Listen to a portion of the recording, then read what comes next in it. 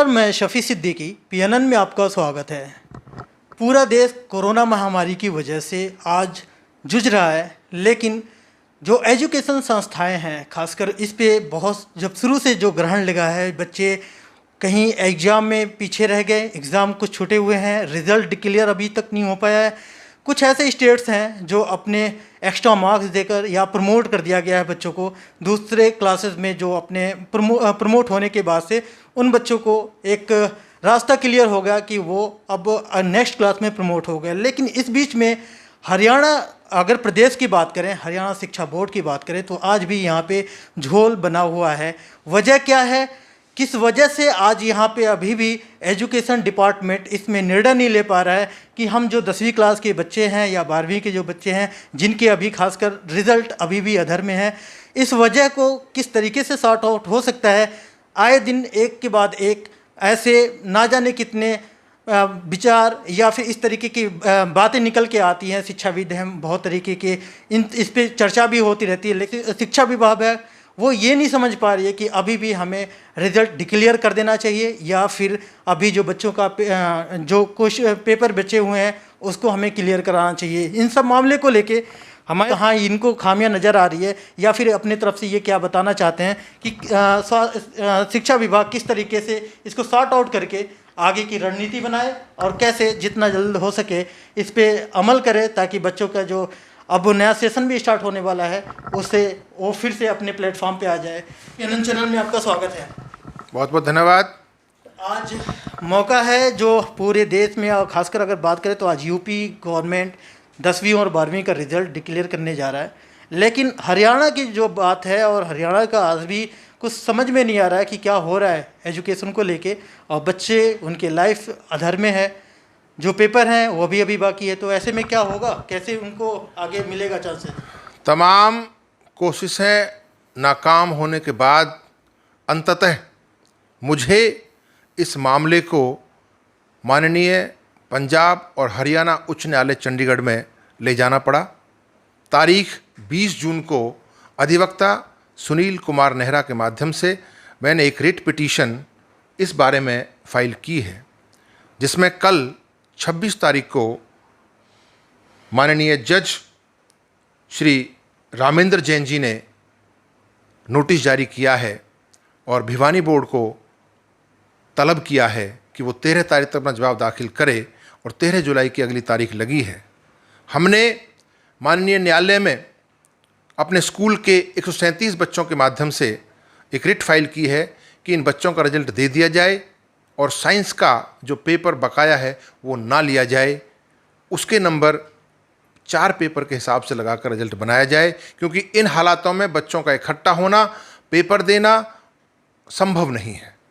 फिलहाल हमारे विद्यालय के लगभग 40% बच्चे जो प्रवासी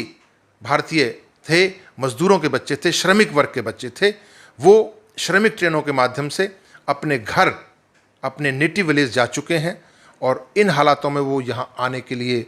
राजी नहीं हैं और पेपर देना संभव नहीं है। इसलिए हमने ये आग्रह पहले हम करते आ रहे थे सरकार से, सरकार के अफसरों से, लेकिन उन्होंने इस बात पर कोई संज्ञान नहीं लिया। तो अंततः हमें माननीय न्यायालय की शरण में जाना पड़ा है, और मुझे उम्मीद है कि निश्चित तौर पर ये बच्चों के और इस हरियाणा प्रदेश के 3,38,000 बच्चों के हित में फैसला आएगा। जिस तरीके से अब खासकर देखा जाए नया सेशन भी स्टार्ट होने वाला है, जुलाई आ गया है तकरीबन,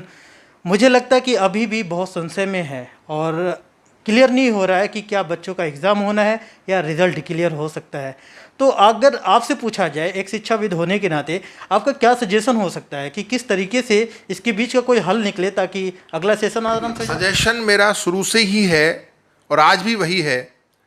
4 परीक्षाएं हो गई, उनमें जो अंक आए हैं उनके आधार पर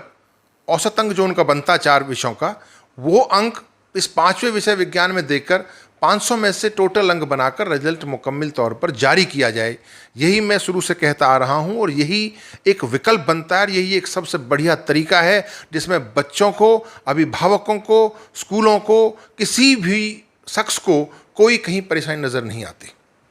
एक पिटीशन भी आपने फाइल किया था खासकर इस मामले को लेके, सिविल रिट पिटीशन नंबर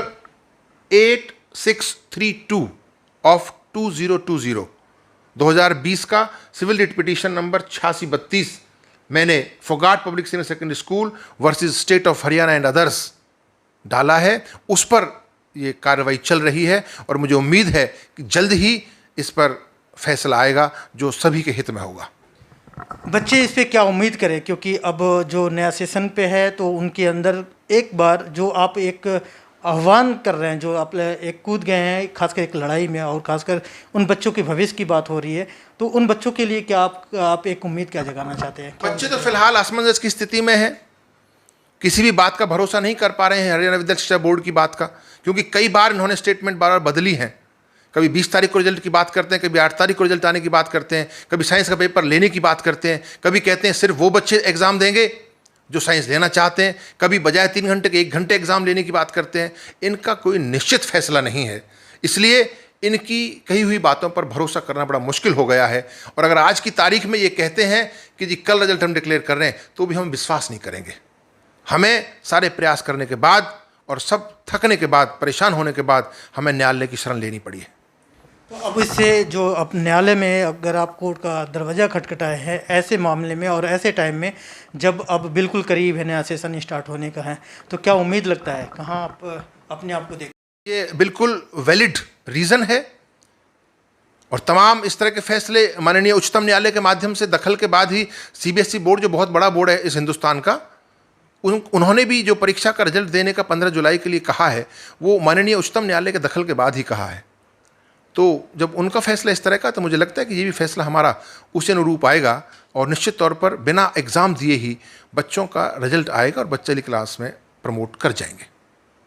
देश दुनिया की हर लेटेस्ट खबर देखने के लिए सब्सक्राइब करें हमारे चैनल PNN को और साथ ही बेल आइकन दबाना ना भूलें।